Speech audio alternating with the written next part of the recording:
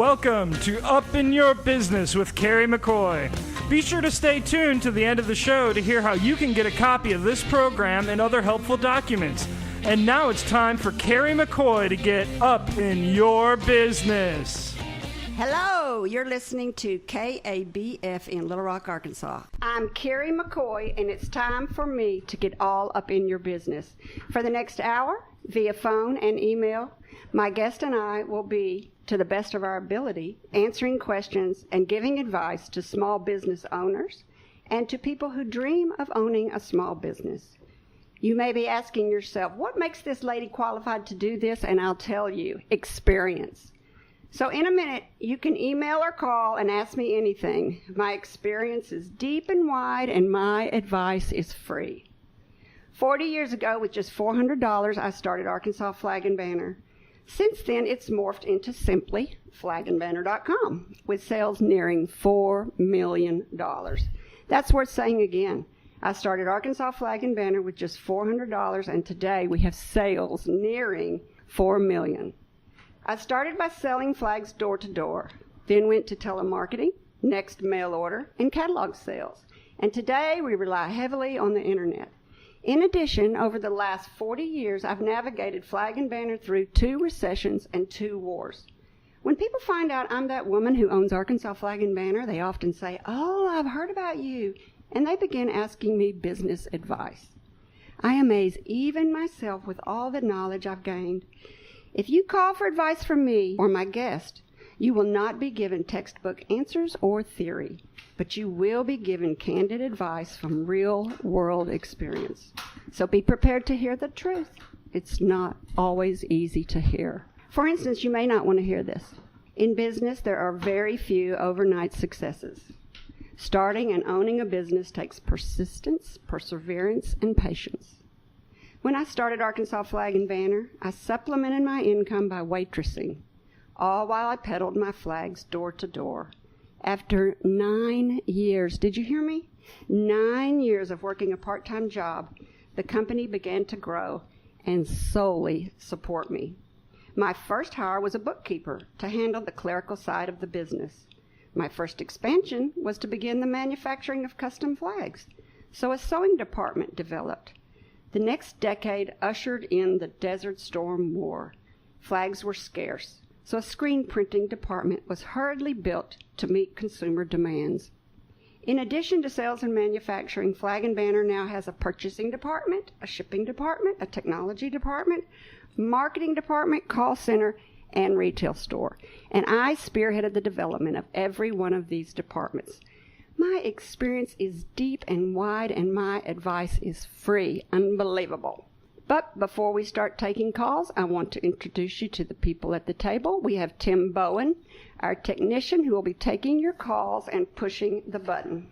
Say hello, Tim. Hello, Tim. My guest today is Paula Dempsey, owner and founder of Dempsey Bakery in downtown Little Rock. Over 20 years ago, she and her husband, Demp Dempsey, opened their first small business. It was Dempsey Film Group, which grew to over 30 employees.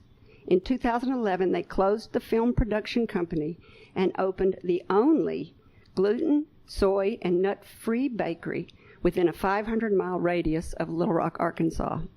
Paula's motivation and dream when starting Dempsey Bakery was to focus on the rising needs of people with food sensitivities, something she is very familiar with and is very close to her heart. Knowing nothing about the food business, she hired a baker, and together they spent 1 year experimenting and creating recipes that she now serves up in her gluten, soy, and nut-free Dempsey Bakery. Welcome to the table, Paula Dempsey. Thank you, Kerry. Paula, today I want to talk and tell our listeners about you. You're a true entrepreneur, and your family's personal experience with food allergies and food sensitivities, about your first business, Dempsey Film Group, which is when I first met you, and about your current successful business, Dempsey Bakery on Cross Street in downtown Little Rock. But first, let's talk about your personal experience with food allergies and how Dempsey Bakery came into existence. I know this is a good story. Well, Kerry, several years ago, probably about 15 now, my husband was very, very sick, and he had severe psoriatic arthritis. And we found this amazing physician, and she diagnosed him with a gluten intolerance, which anyone with a food sensitivity has heard of that. And it's similar to celiac disease in that it is a gluten issue. However, it is different as well. But anyway, at that time we were having grandchildren. We had some small ones then, and they had all kinds of different, one was a little autistic and one was a failure to thrive. And What does that mean? Well, a failure to thrive is a child that doesn't want to eat and really? They don't grow. Well, maybe that's me. No, I'm just kidding. It's certainly not me. We were floundering. The little mothers were trying to figure out what was wrong with their children, taking them to lots of doctors, and we just discovered this amazing doctor, and all of our health issues actually had something to do with gluten. No doctor ever says that. I know. When I tell my doctor I have a sensitivity to gluten, he goes, okay, whatever, it's in your head. Okay, go ahead. Yes, I know. It's really difficult. So is this a Western doctor? Yes, she is a family practice physician. Now, she practices medicine different than most mainstream medicine because she does not take insurance. So in order to go through this system, it's pretty expensive. But when you're as sick as my husband was and my grandchildren, you feel like you've got to do something. So we accidentally discovered her. It was a God thing, I'm sure. So my husband got better, my grandchildren got better. And How long did it take for you to know they were getting better? A week? 2 weeks? Some of them a couple weeks. Some of them had to do more things to get better. So it just depended on the severity of what was wrong with them. My husband noticed it within a couple of weeks that he was better. Then I learned to cook gluten-free. At that time, mostly we would just do gluten. But then my grandchildren also had allergies to eggs and nuts and things like that. So we were, trying to figure a lot of stuff out. I learned to cook that way, and it's not easy. And I was going to say, how hard is that mindset to wrap your head around the concept of changing all of your recipes, your mother's recipes? Did you use a lot of Campbell's soup before this? No. Yeah, well, I've always kind of done a lot of cooking because I had 3 boys, and I couldn't afford to feed them a lot of fast food. So I've always cooked, but, their favorite macaroni and cheese, of course, was box cheese. But I still cooked a lot. So we figured it out, and I started learning to cook, and there's a support group in Little Rock that I was recommended. And it's called the Gluten Intolerance Group of Central Arkansas or Central Little Rock. I can't remember. But anyway, and I didn't, that was probably 12 years ago. And it's come a long way in my 12 years. You've been doing this 12 years? Not the bakery, but yes, we've been eating that way for at least 12 years. So I started going to the groups, and then I started subscribing to some magazines. One of them was called Living Without. I think it's changed its name, but just trying to learn. And the more you do it, the better you get at it. But baking was always very difficult. Cooking easy, baking hard. Right. And, so I want to tell my guests if they've got questions for you, because I bet a lot of people do. Like my first question is, well, I'll ask you when we get back how you found a baker that knew how to do this. And I also want to ask you about how challenging it was to even find the recipes. So we're going to talk about that in just a minute. Okay. So you're listening to Up in Your Business with Kerry McCoy on KABF. And my guest today is Paula Dempsey from Dempsey Bakery. If you've got questions or comments for either of us, call 501-433-0088. Can you say that again, Tim? That is 501-433-0088. And you can email us with questions. That's with questions with an S, too.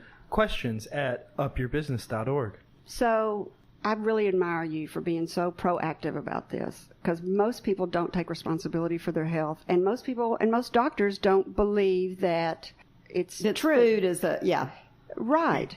But it seems like we've got this epidemic of nut allergies and gluten intolerance and even some meat allergies. I know several people who eat red meat and they break out in hives. Yeah.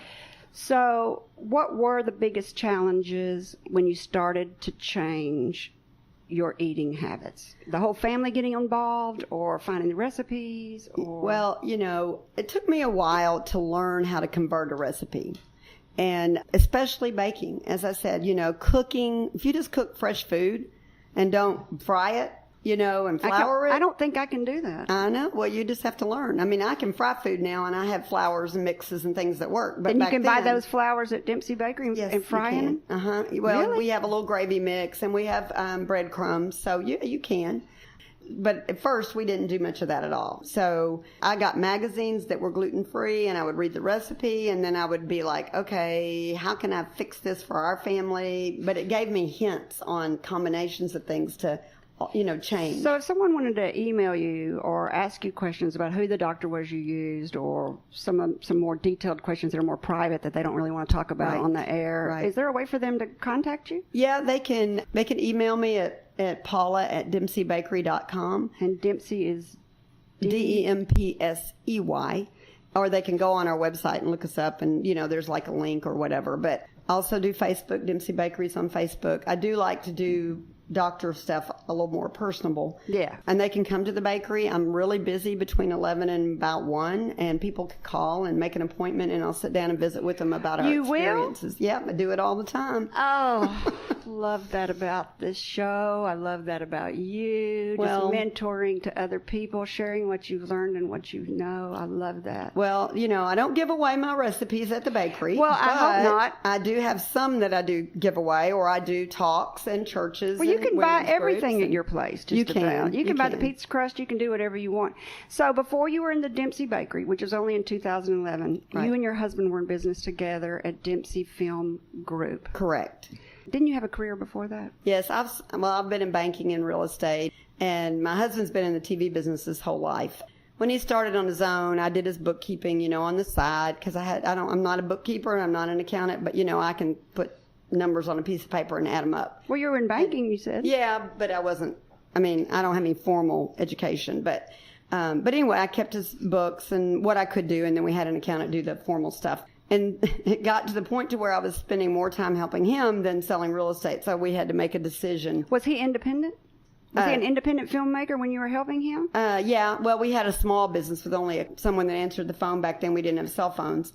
And then him, and then he would hire freelance people to help him with his work. So, well, when I learned about you, you were in an old church, Dempsey Film. So was he at that time that you were his bookkeeper? Was he in that church? No, we didn't buy the church till we had about 10 employees or something. Before that, he worked in an office behind Jones Productions because he had worked for Kerry, and they kind of worked together a little bit. And then before that, he was in television. So he's been around a long time. He's a videographer. Is that what they call him? Well, he's really, his real career, he directed TV commercials and TV shows and sports. And then he also was a film, like we used film back then with big 35 millimeter cameras and things like that. And oh my gosh, I remember. So, y'all came out and filmed me for a commercial for Twin City Bank. I remember that. You did? I'm so impressed. And they brought this, it was so professional. They brought a track in. They set the cameraman on the track in a chair. And it was probably my husband, I bet. I didn't know I'd ever met your husband. I bet it was him. Mm-hmm. Well, that's just fascinating. So you decided how long to go over. How long did it take you? He started getting more and more employees, and so you decided to go over there and help. Yeah. So I kind of ran the business. Not really ran it. He was the talent and the creator and all that, but he's not really good at bookkeeping and details and the IRS and paying taxes, and which most really talented people are not. But you got to do it, or you'll be eaten up like Willie Nelson. He got in a lot of trouble. Yeah, and I was audited twice, and we never had anything go on. Congratulations. So, thank you. So anyway, so that's the part I did, and he did his thing, and I did mine. So you grew that business to 30 employees. Yeah, we did. And then technology changed. It did change, and I have to say, too, that was towards the end of our business. My husband was starting to get really sick. This was before we found this doctor, and he was taking some really, really toxic drugs. Steroids? Well, he took steroids, and then he took a cancer drug called methotrexate. For inflammation? Yeah. And it just did a lot. It just played havoc on everything from depression to... Oh, I bet. It just anytime you're really sick and then you add pain pills and things like that, it's hard. Well, and he probably had a lot of physical problems from carrying around cameras so long. Yeah, he already had 3 back surgeries by then. Is that from cameras, carrying around cameras? Well, that plus his arthritis that we didn't really, there was a lot of things going on that we didn't know about. So anyway, technology played a huge part in the reason we closed the business. I was wondering. Yeah, because when we were really up and going and they were shooting film, our edit suite cost over $1 million. Wow. So not anybody could just walk in and start a production company. I mean, it was expensive. And when you shot film back in the good old days, I guess we would have called it, it was $500 a finished minute. And if you messed up or you didn't know what you were doing, it could cost you a lot of money. And so you just didn't take those kind of chances. But then when they came out with camcorders, I think they were called. Well, even that, our camcorders, we had some expensive ones of those. They were like $80,000 a piece. But Apple came out with, I don't even know what they were called, but it was an edit system that you could buy for like $15,000. And it did, a lot of what we already did. And then the cameras, these Nikons and Canons, now you can shoot video with them. They're $3,000 or $4,000, and ours were $80,000. I mean, you can shoot pretty good video with my phone. I did that last night watching a band. I was just amazed. And then I know, Kerry, you remember, because Twin City Bank was one of them. Back in the day, the local people, the banks, Twin City Bank and Worthing Bank and all those banks, and then Blue Cross and Entergy, they spent a lot of money on their TV commercials. Oh, a lot. They were top notch, better than Memphis, and everybody just quit doing that. Yeah. So now they got drones. They just fly a drone over. Yeah, and you think about it, the utility companies don't even advertise anymore, and that was a big part of our business. I'd never thought about that. I mean, rarely. So was there one moment that you said, this is a dying industry, Demp, we need to change horses in the middle of the stream here? Well, we did have one aha moment. We were really struggling a little bit in February, and we kind of pulled it together. And then we lost a very big video account. It was a training account, so it wasn't. But we'd had it for like 15 years, and we had 17 shows booked with them through the rest of the year, and that was sort of our meat and potatoes. Yeah. And they just called us up one day and said, "We don't think we're going to do that anymore. We're going to spend all of our money on the internet." Oh, whoa. And, and he wasn't even working then because he was so sick. What year was that? That was 2011 in July. And I came home, I told him my son was working for us. Nothing's worse than having a family member lose their job that you provided. It's awful. It is awful. Wow. And so all three of us said, you know what? We don't want to dig a hole anymore that we can't get out of. And really, we had the business at that time for our son and our employees, not even for my husband. How hard was that, really? It was the hardest thing. The day we told our employees, I went home. I was so upset. My husband couldn't even come. He just couldn't even. I wish people could see your face talking about it. You're still sad. Upset by it. Oh, we'll never get over it. My husband will never get over it. He practically had a nervous breakdown over it. It just broke his heart. So 30 employees, you called a meeting. Yep. And said, I'm sorry, guys, but we had told them, because we had laid off about 5 people, which we were always so proud. We'd never, ever had to lay anybody off. And so those were already gone. And then we told them then, if we have to do this again, we will all walk out together. So that's what we did. How many months from that meeting till you walked out together?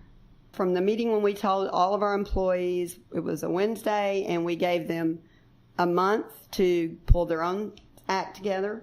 We sold them equipment. We gave them our clients and told them until we had everything liquidated, they could work out of our offices, use our computers, our copiers, and build their own small businesses. And that's what they did. And most all of them are still in the business, and a lot of them still have our old clients. I love that. When we come back, I want you to tell me if you had a plan in the back of your mind. We're talking to Paula Dempsey from Dempsey Bakery. This is Up in Your Business with Kerry McCoy. And if you've got questions for me or Paula, call us. That number is 501-433-0088. Again, Tim? That is 501-433-0088. Yes, and you can email us because some people don't want to call it questions. Questions at upyourbusiness.org. So you gave an out for your employees. Yep. But did you know what you were going to do? Well, sadly, and I guess a good thing, the whole bakery is a God thing. There's no doubt about it. I can't tell you how many entrepreneurs tell me that. I know. Well, because it was totally out of a passion, not anything I'd had in my mind for all my life that I wanted to be in the food business, because I never wanted to be in the food business.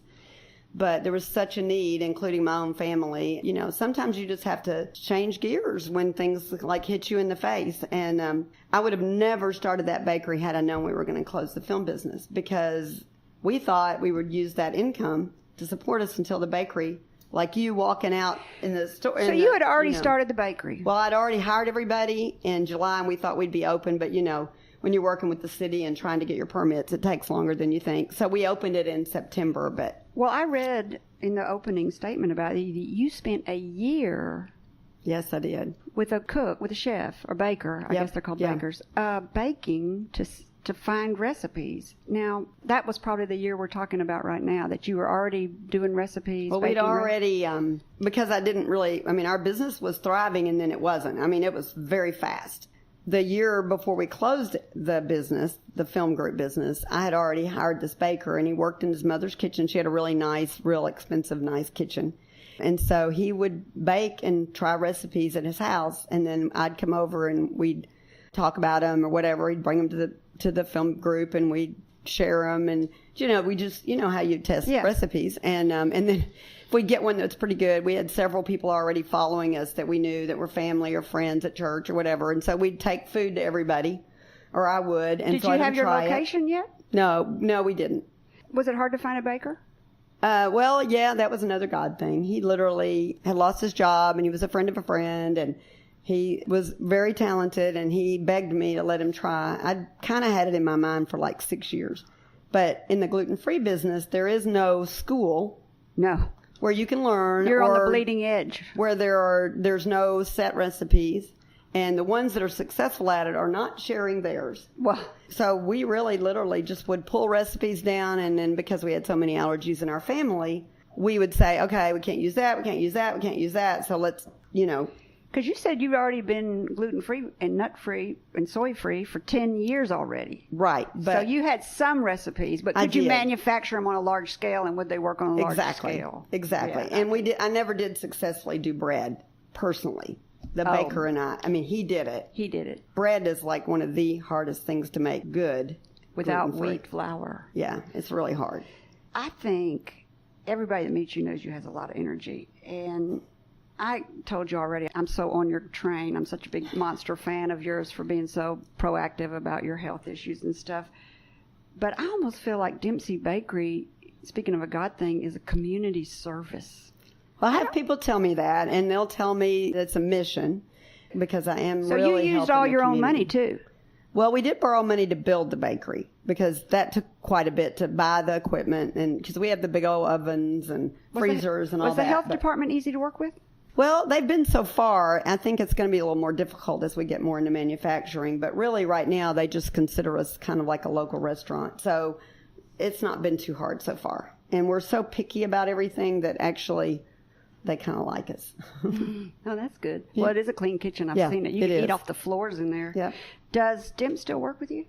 He doesn't really work with me much. He'll come down and help me, fix things and things like that. But he's never been much in the kitchen. And, every now and then when we're doing a lot of packaging lately, he's started to kind of come around and help.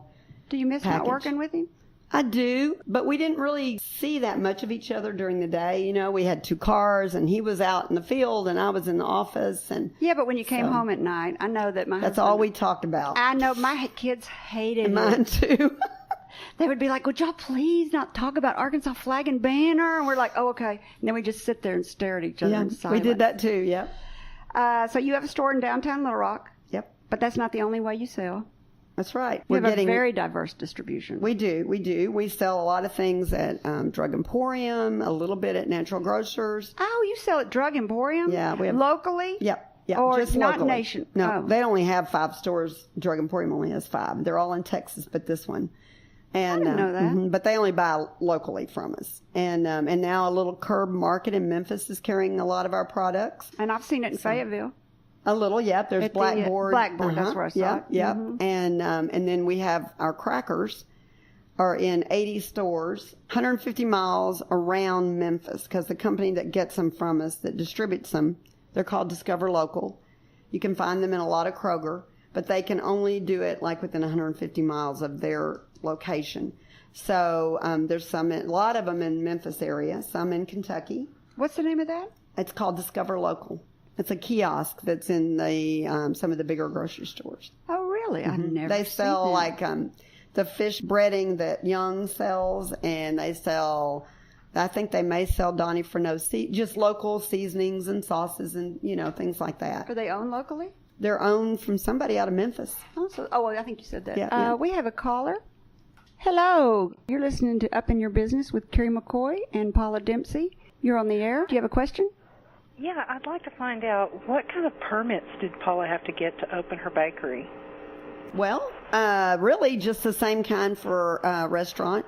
Now, we are certified gluten-free with the Gluten Intolerance Group of America, but that came later, and, if you want to be certified, it's kind of complicated, but we did it.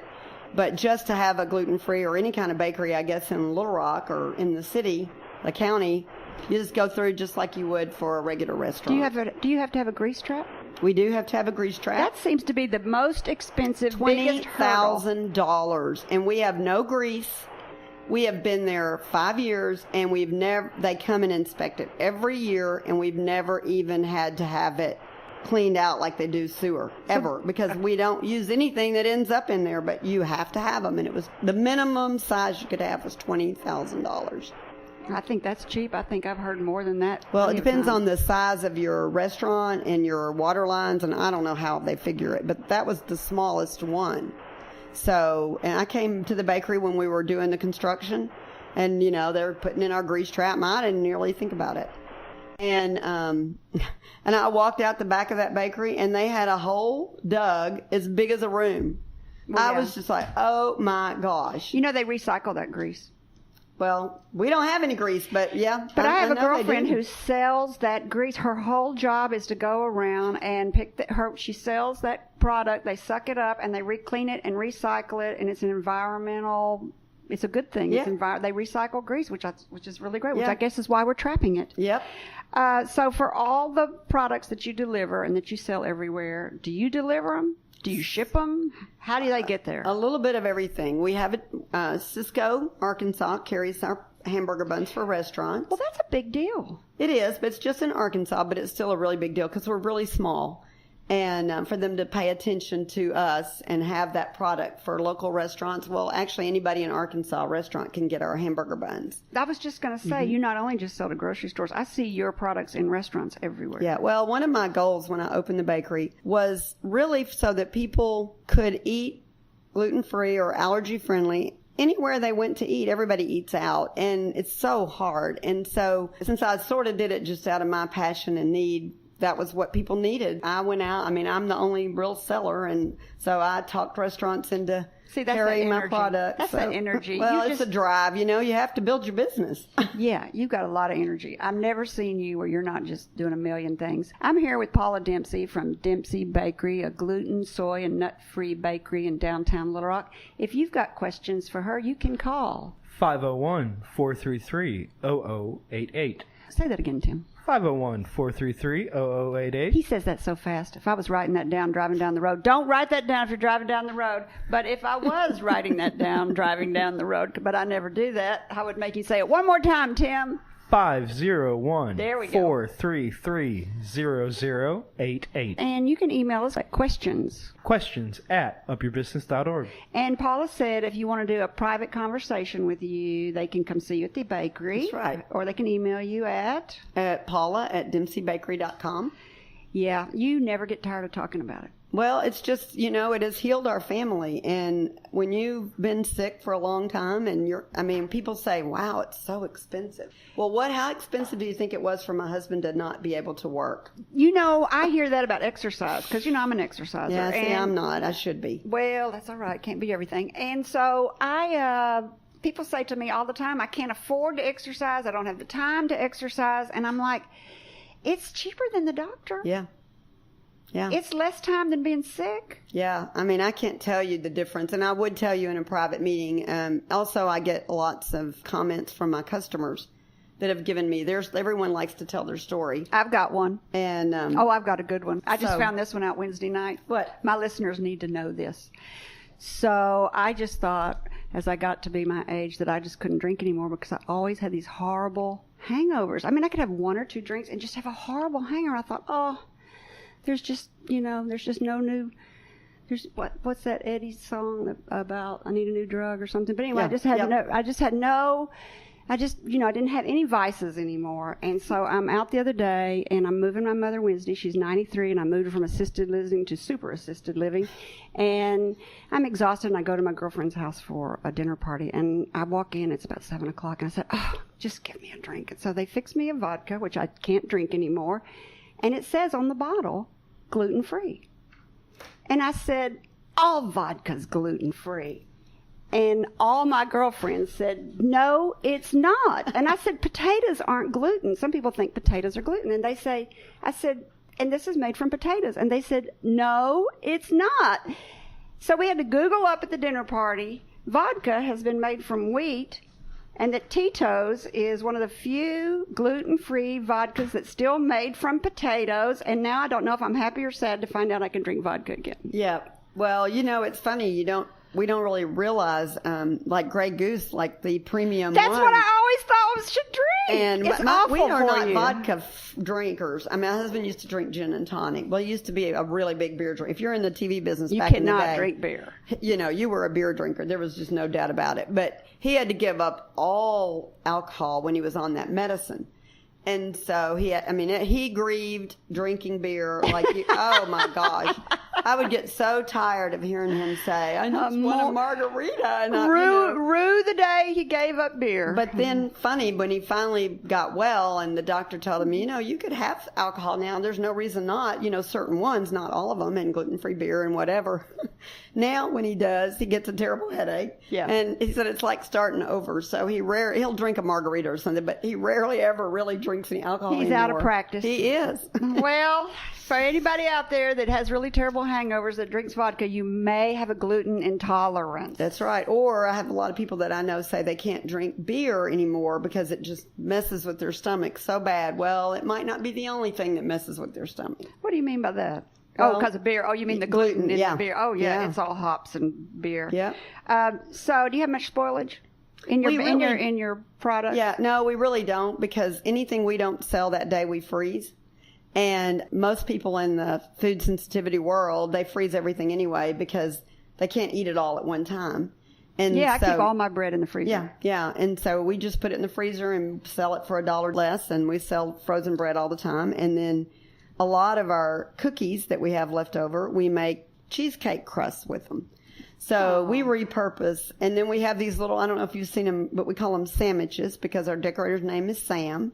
Oh, how cute. She used to make them for my husband. Oh, she is named Sam. Yeah, and she would make these cake sandwiches, which we called sandwiches. And then we just one day we're like, oh, wow, let's just cut these up and make little sandwiches for the bakery. So our scrap cake, we turn into little upside down inverted cupcakes.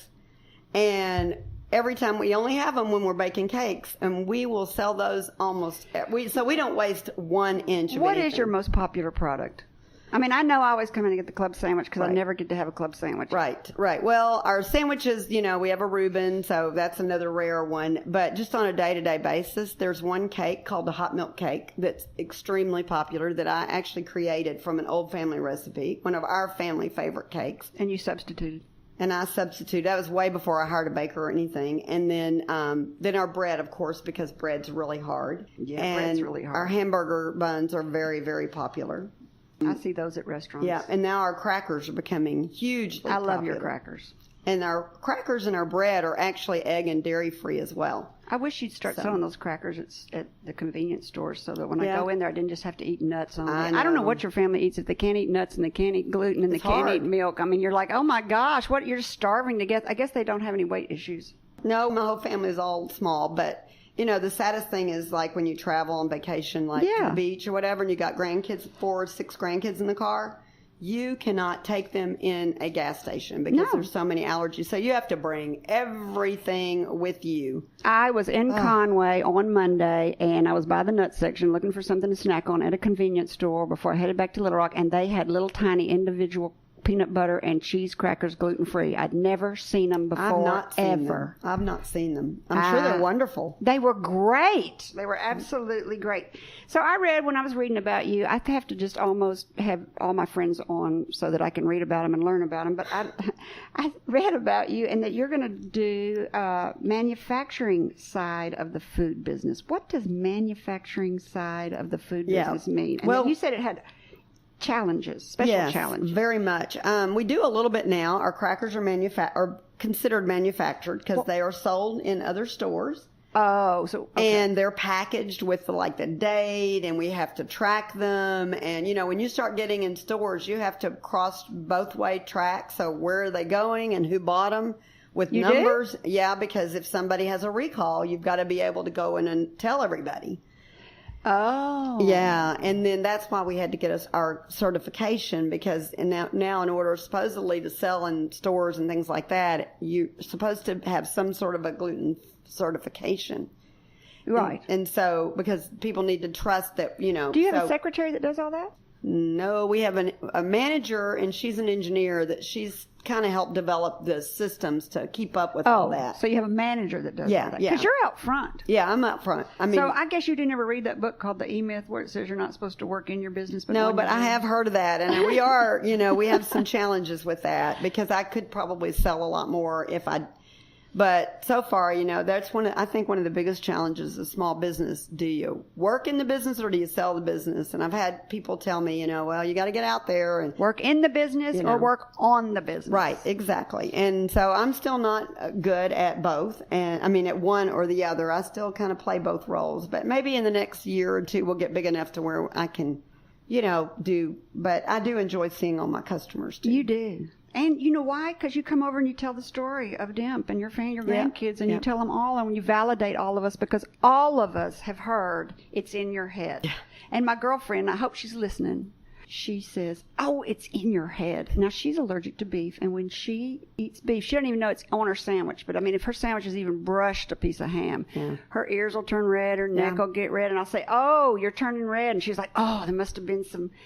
Must be in her head, right? And I said, so your inflammation is on the outside, so you can validate it. But my inflammation is on the inside. And they always wanted to say to me that it was fibromyalgia, which I never bought into. I'm not even sure what that is. But I wonder how many people with fibromyalgia, am I saying that right? Yep. Could give up gluten and find that their widespread inflammation would disappear. Yes, well, it probably would. As I tell people, depending on your drug regimen and how long you've been sick, as to how fast or how quick, it'll always improve it. Completely heal it, you never know. My husband still has a little bit of psoriasis, even after all these years. But, oh, my gosh, compared to what he had. It cured her psoriasis. Yeah, it did? I'm asking you, it did? Yeah. I've read that, too. Yeah, well, it's all a inflammatory disease, autoimmune. And any autoimmune could benefit from a gluten-free diet. And many times it has triggered the autoimmune disease. So that's what triggered my husband's. It can hit you when you're 1, 2, or 50, or 75, or 80. Yes, because I was fine. I'm still fine. I'm healthy as a horse. But I had this widespread moving around inflammation. My doctor, my husband, my children, everybody was like, Mother, you are such a hypochondriac. And it was just really upsetting. And so my girlfriend, who had given up gluten years ago, said, when are you going to try giving up gluten? I said, that is so stupid. I am not going to do that. I love pasta. I am not doing that. Finally, I got to the point where I was like, okay, I'll try anything. Yep. And I gave it up, and within 2 weeks, I could tell a difference. But you can't cut down. No, it's an eighth of a teaspoon. That's right. Will make you inflamed. So you have to 100% give it up. And even for me, and I'm not severely intolerant, but if I go out to eat and there's some pies and things like at certain restaurants that, oh man, and so I'll be like, oh, I'll just scrape it off and eat the filling. Yep. I always get ulcers in my mouth within 24. Big O, and I've had them all my life. They were so annoying. I never get them anymore unless I'm contaminated. And first thing, bam, I get the ulcer. So I know, internal inflammation. Yeah, and it'll clear up, but it wouldn't if I kept eating it. Right. So I'm here with Paula Dempsey from Dempsey Bakery, and this is Up in Your Business with Kerry McCoy. If you want to call us and talk to us, or you've got questions for either of us, the number is 501-433-0088. Say it again. 501-433-0088. Or you can email me questions at upyourbusiness.org.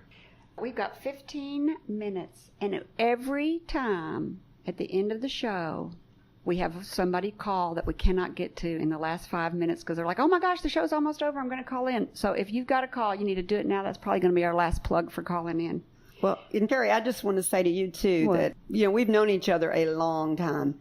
And what you've done in your business is remarkable. I mean, I'm struggling every day. And I think, oh, my gosh, 5 years. Oh, my gosh.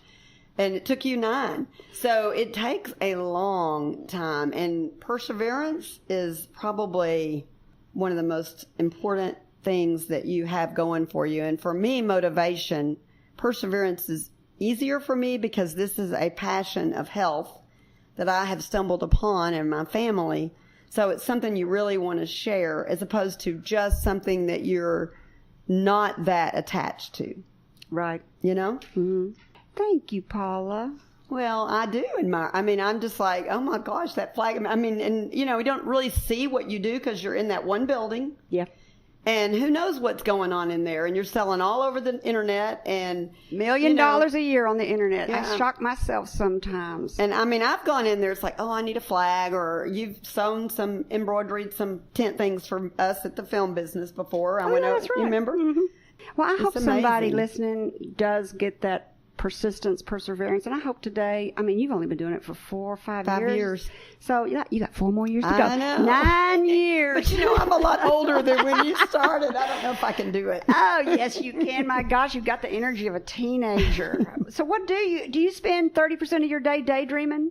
No, I don't. That's the average person spends 30% of their day daydreaming. I don't think I'm much of a daydreamer, but I do wake up in the night a lot of times and something gets in my head. Like the other day, I have a son that's really completely cured a lot of his health issues, had them all of his life, with a grain-free diet, which is a whole nother story. But anyway. You mean besides gluten, there's a whole nother grain-free Oh, yeah. diet? Grains are, like they call that, I know you've heard of the paleo diet. Yeah. Well, it's the hunter-gatherer diet, which some of our bodies, we're still in that mode. And so they didn't eat grains back in those days. Well, anyway, it's a whole nother story. But when I get an idea, like I read this recipe for a chicken pot pie that was grain-free. So paleo, grain-free chicken pot pie. And my son is my biggest eater, always has been. He's a little bitty thing, and he loves food more than life. And he is the most limited diet of our entire family. Isn't that the way it always goes? Sweet little wife cooks for him, and I mean, it's just amazing what she does for him and how hard it is to do all that. But he's well and healthy, and he was going down a pretty dark path for health. And so anyway, I could not sleep thinking about this silly chicken pot pie. I have the luxury now of coming up with an idea and going back in the back and getting people to whip it up for me. I don't have to do it all You didn't get up myself at 3 anymore. a.m. in the morning and go down there and start, did you? No, I didn't. But I was thinking about it. Yeah, I know, right? If I could, I probably would have. But anyway, and so they were coming in this week and they moved out of town. And so I had to have that pot pie for him. So probably soon we'll have them in the bakery because that's kind of how my brain thinks. Well, my son needs it, And we created grain-free bread specifically for him, and he loves it, and he can eat it. And so now we make it on Tuesdays, and we have a pretty big base that comes in on Tuesdays, and we sell out of it every Tuesday. So we're having to up it. I'm coming to Tuesday. And we have samples on Tuesdays, too, so people can sample the bread. What time does the baker get there in the morning? Our baker gets there about 2 o'clock in the morning. Oh, my gosh. I'd be up. I'm up anyway. I might as well go. Yeah, well, I think he's kind of that way, too. And he kind of likes working. He really works by himself most of the time. Because, when he's when he's baking all this stuff, there's a lot of thought. And, I don't know about you, but I can't tell you how many recipes I've forgotten the salt or forgotten. Oh, yeah. Well, you're doing a 20 or 40 times batch and you forget the yeast or whatever. You've ruined some very expensive product. Right. So he's there by himself, and he turns the radio on, and he's got a kind of his own little routine. And then we have another baker that comes at 5 a.m. But he's the same guy that you started with? No, he's not, actually. But he came, like, the first month we opened. He was a friend of the other baker, and the other baker has moved on. Has he moved to another state? No, he's still in Arkansas, but he So had what's your a plan? non-compete clause, so he can't Cook gluten-free? Right. Well, he probably could now, I guess, but... He's probably like, that's too hard. Why don't I cook something else? Yeah, well, there's not a lot of money in it. So. You're here to tell him. He saw that firsthand. Yes, he did. So what is your goal? What do you want to be when you grow up? Where do you want this to be when you dream about being your business? I mean, I know what I dream about, but so what do you dream about? Well, honestly, I never really thought that the food that I make would be some of the best in the country. I really never thought that. I don't know. I just wanted it to be good. And who says it's the best in the country? People from all over the country that come to the bakery. It's pretty amazing. That. It's so niche and unique. It's fabulous. Yeah. Well, I guess my goal in life is that people can have really good, fresh, gluten-free food all over the country. I don't know how you get there, but if my food is really good and we can figure out ways to package it. Do you want a franchise?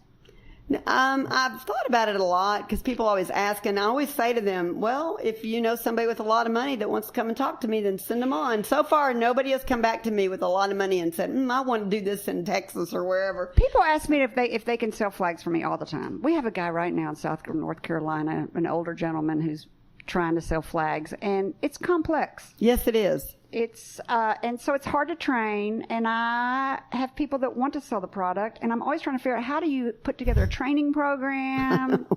But I would think that you could really. I think somebody's going to come up with a gluten-free Panero bread. Yeah.